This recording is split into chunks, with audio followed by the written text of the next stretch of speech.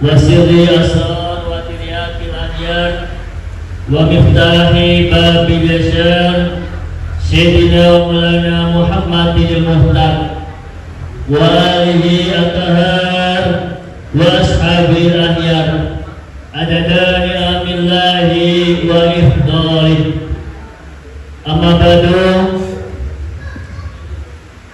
Bapak Ibu jamaah sholat isya tarawih witir rahimahullah, syukur alhamdulillah malam hari ini Allah masih pertemukan kita, getarkan hati kita, langkah kaki kita terasa ringan menuju tempat yang mulia ini, malam yang ke-10 di bulan suci Ramadan.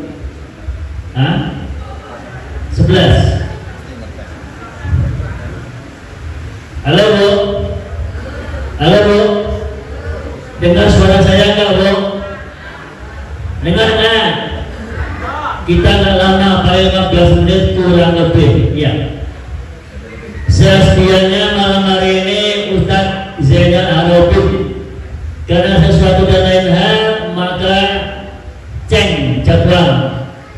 Kita lihat jadwal yang sudah disiapkan oleh panitia sangat baik.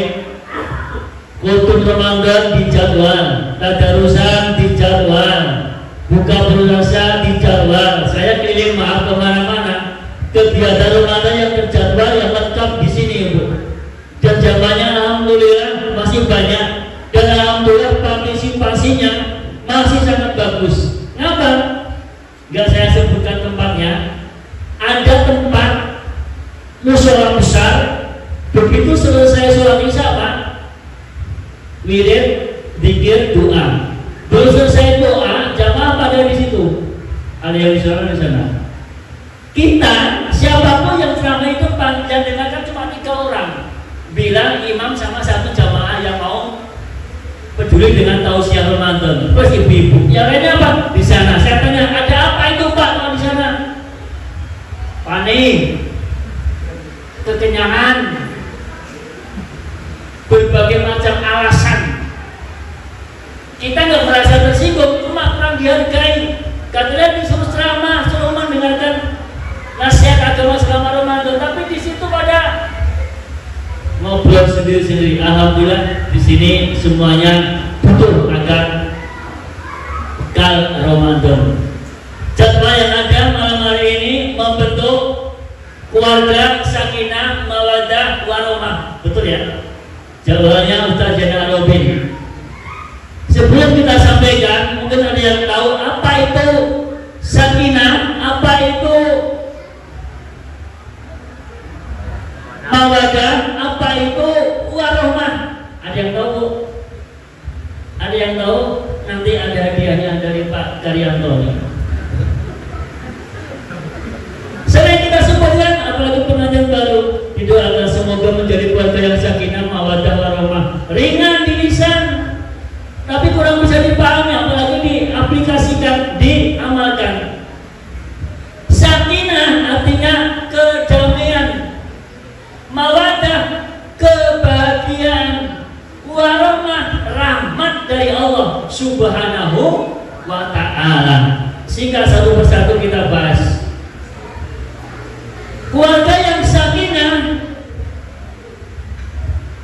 dalam Quran Allah menjelaskan syarat utama keluarga itu bahagia atau sakinah. Yang pertama, wa'budullaha wa la tusyrik wa bil walidaini ihsana. Saya lupa suratnya, tapi itu wa'budullaha, apa kata Allah? Dan sembahlah Allah, wa la tusyrik, dan jangan menyekutukan dengan yang lainnya, wa bil walidaini ihsana, dan berbuat baiklah kamu kepada kedua orang tuamu. Artinya apa ini? Keluarga kita jika ingin sakinah, ingin mawaddah warahmah, kedamaian itu hanya bisa diraih dengan ibadah. Wa'budullah, apa? Sholat. Ibu mungkin pernah, bapak mungkin pernah lagi broken, lagi nggak harmonis keluarganya. Tapi kalau dipakai untuk sholat berjamaah, suami istri, suami di depan jadi imam, anak jadi makmum sama ibunya, nggak mungkin akan ribut. Allahu Akbar, selesai sholat, Assalamualaikum warahmatullah, nggak mungkin makmumnya jawab apalah itu, nggak mungkin Pak. Pasti jawab Waalaikumsalam atau Assalamualaikum warahmatullah. Karena apa? Sholat mendatangkan kedamaian. Yang kedua apa? Qanaah. Bu, bapaknya jualan sate, pergi pagi, pulangnya malam, habis separuh panci besar itu. Dek, ini lagunya sekian. Saya tanya, uang hasil jeripaya suami sehari suntuk, kira-kira ibu ucapan apa? Ayo. Terima kasih Bang, taruh di meja. Berapapun nominalnya, berapapun jumlahnya, alhamdulillah masih ada rezeki Pak, masih ada rezeki Pak. Kenapa? Alhamdulillah itu sebagai rukun syukur. Alhamdulillah membuat hatinya suami senang.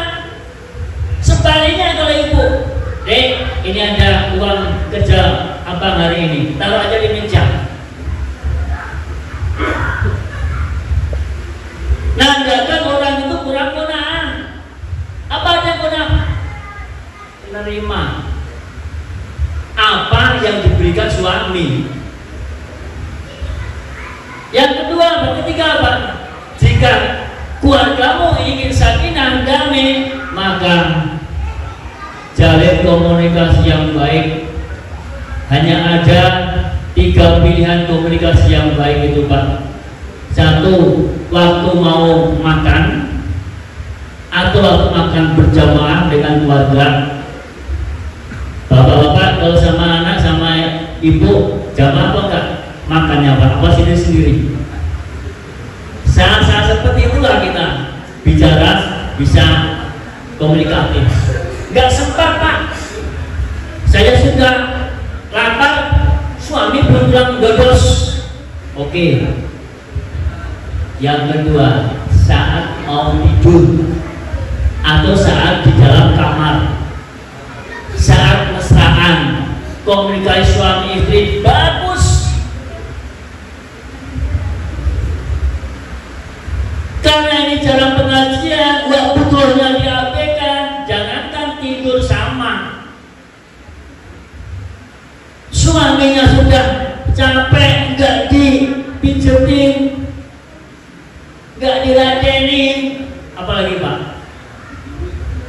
bubuknya seorang ibu dan seorang bapak.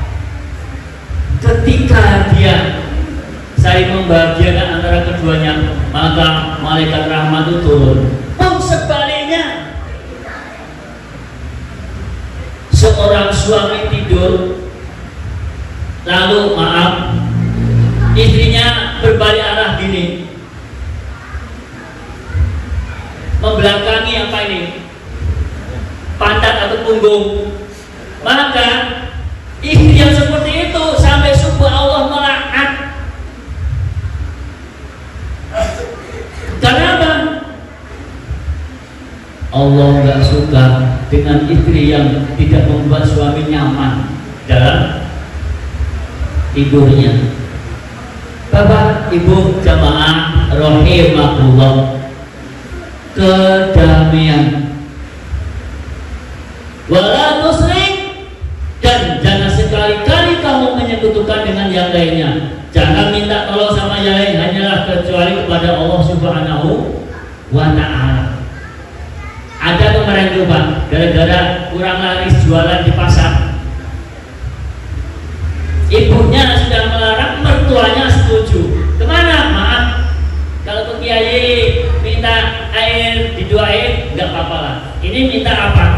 rukun jaga sholat. Akhirnya apa? Karena direstui sama mertuanya, pulang bisa enggak, tolong bawa ayam besok warnanya sekian, pokoknya langka, sama buah jambu sekian, taruh di depan warung. Itu namanya syirik, mempercayai selain kuasanya Allah. Wa biwalidaini ihsana, dan berbuat baiklah kamu kepada kedua orang tua. Bapak Ibu jamaah tarawih rahimakumullah, birrul walidain, berbakti kepada kedua orang tua itu ada bedanya Pak, antara laki dengan perempuan. Kalau seorang perempuan selagi dia masih dalam didikan orang tuanya, wajib hukumnya untuk birrul walidain, berbakti kepada kedua orang tuanya. Tapi begitu sudah menikah, sudah sah, aku terimanya, aku terima nikahnya, Fulan binti Fulan dengan mas sekian, sah, dua orang saksi menyatakan sah, maka baktinya seorang anak perempuan yang pertama bukan untuk kedua orang tuanya, kemana? Ke suaminya. Lain halnya dengan laki-laki. Baktinya seorang anak laki-laki walaupun dia sudah punya anak, kemudian sudah punya cucu, orang tuamu masih hidup, abadi kamu berbakti kepada kedua orang tuamu. Makanya sangat disayangkan seorang bapak umur 50 tahun Pak ditanya sama tetangga sebelah, mengapa kamu gak mudik? Saya gak mudik sengaja, orang tua saya di sana sudah ada yang merawat. Siapa? Kakak saya yang baru atau yang pertama. Mengandalkan kakaknya, padahal dia juga bagian dari anak dari orang tuanya. Orang tua sebenarnya nggak minta banyak materi, cuma minta apa? Minta dihadirkan secara jasad anaknya yang sudah dilahirkan, dirawatnya, dibesarkannya. Jadi salah kaprah kalau kita sebagai orang tua, sebagai laki-laki maksudnya, masih punya orang tua, mengutamakan maaf sebelum maaf istri dan anak.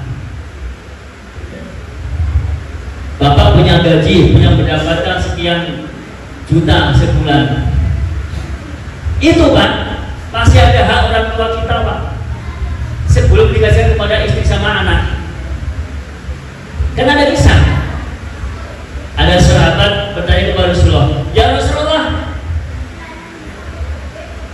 ini si Fulan bertanya, orang tuanya pinjam duit ke saya, ke anaknya, apa berhak orang tua tadi punya kewajiban terhadap anaknya mengembalikan uangnya? Apa jawab Nabi?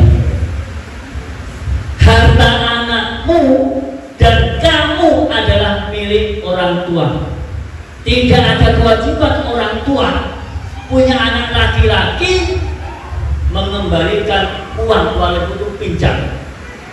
Karena apa? Anak laki-laki itu masih punya kewajiban mutlak untuk mengasuh orang tua yang masih hidup. Maaf, ini anak laki-laki loh, kita bicarakan bukan anak perempuan. Kenapa? Ada kalanya karena salah omong, salah kaprasan istri, orangnya vokal, suami nurut aja Pak. Mas, kita kan sudah keluarga, orang tuamu dengan orang tuaku harus sama pembagiannya. Antara mentua dengan orang tua itu beda. Sekali lagi, apalagi istri. Istri itu yang kewajiban suami. Tapi sebelum suami memberikan kepada istri, seorang bapak atau suami masih punya kewajiban untuk memberikan haknya orang tua. Ingat Pak, sampai detik ini, minggu ini, puasa ini, apa yang sudah kita berikan ke orang tua kita yang masih hidup? Alangkah durhakanya kita yang masih hidup, orang tua kita kok kita maaf kolak saja, nasi bungkus ataupun batakan puasa hanya seteguk kurma saja, sebutir kurma aja nggak kasih. Dosa besar seorang anak. Pada suksesnya kita belum tentu karena ijazah.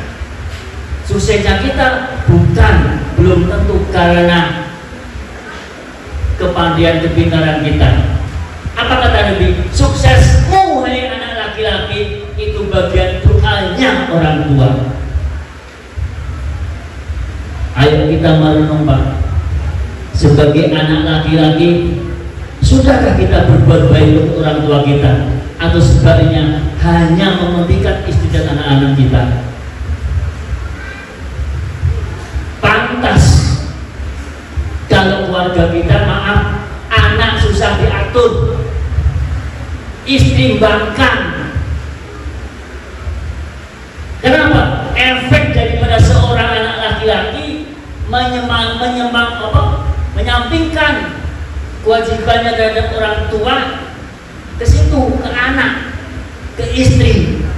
Kalau ada hak-haknya orang tua kita abaikan. Bapak jamaah sholat taraweh rahimahullah, ada istilah kita dengar anak durhaka. Ada Pak ya? Ada kan? Jangan selalu mengatakan anak durhaka. Di satu sisi pun ada juga istilah orang tua durhaka kepada anak. Anak susah dididik, anak susah disuruh untuk sholat, untuk ngaji. Jangan salahkan anak mutlak. Kita harus muhasabah introspeksi Pak Bu. Bisa jadi susahnya anak kita dididik, susahnya anak kita diarahkan untuk belajar agama atau sholat. Bisa jadi itu kita senantiasa mengabaikan haknya orang tua. Di satu sisi Nabi mengingatkan, ada istilah orang tua juga durhaka sama anak karena nggak sampai punya kekuatan untuk mendidik anak. Artinya apa?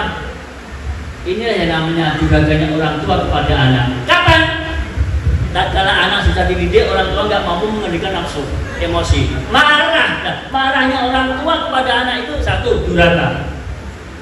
Yang kedua, marahnya atau durhakanya orang tua kepada anak adalah tatkala membanding-bandingkan anak yang satu dengan yang lain. Misal punya anak 3, yang satu pintar bahasa Inggris, satu pintar agama, satu pintar matematika.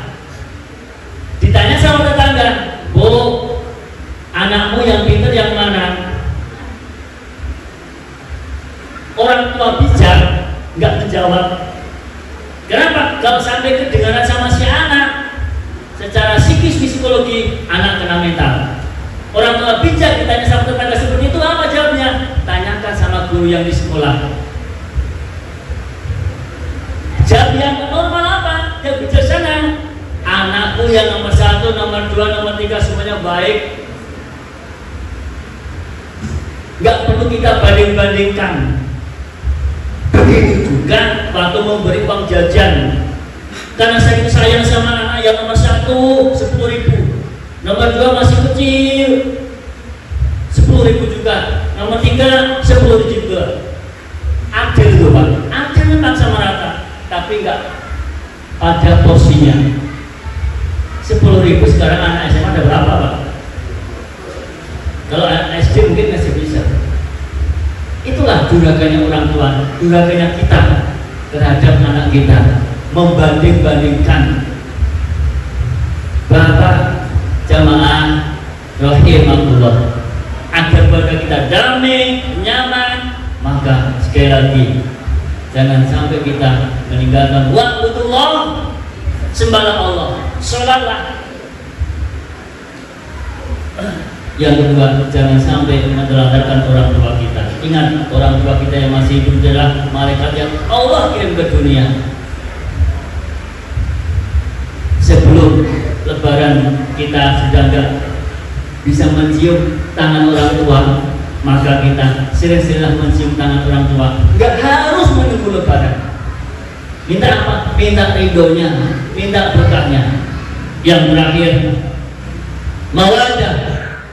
Kalau semua sudah tercapai dari itu, Pak, insya Allah kebahagiaan akan kita raih, akan kita gapai. Kenapa?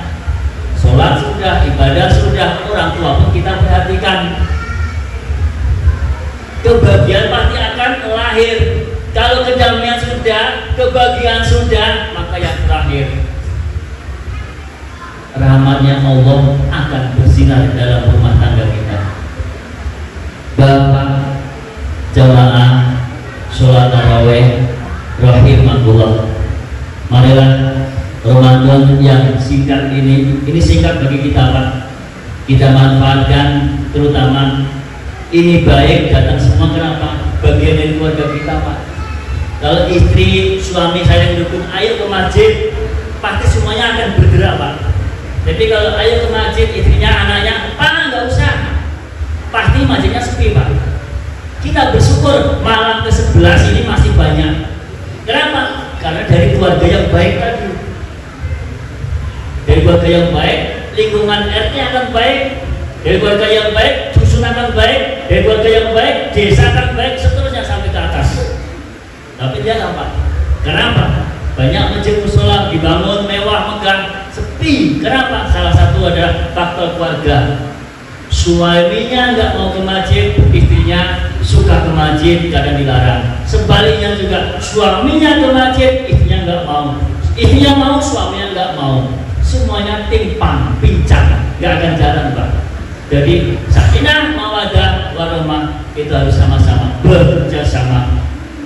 Mungkin ada salah dan khilafnya, sekali lagi mohon maaf. Kita ini belum tentu akan bertemu dengan Ramadan tahun depan. Keluarga kita, terutama mana kita ingatkan siapa yang malam hari ini belum tarawih sampai hari ke-10 berpuasa. Kita ingatkan minimal keluarga kita, minimal orang tua kita, minimal orang tua kita, baru kanan kiri kita. Kalau nggak kita, Pak, bukan kita semua yang hadir ini, siapa lagi akan mengingatkan kita? Ini adalah Ramadan penuh dengan keberkahan, Ramadan dan penuh maghfirahnya, ampunan Allah Subhanahu wa ta'ala. Assalamualaikum warahmatullahi wabarakatuh.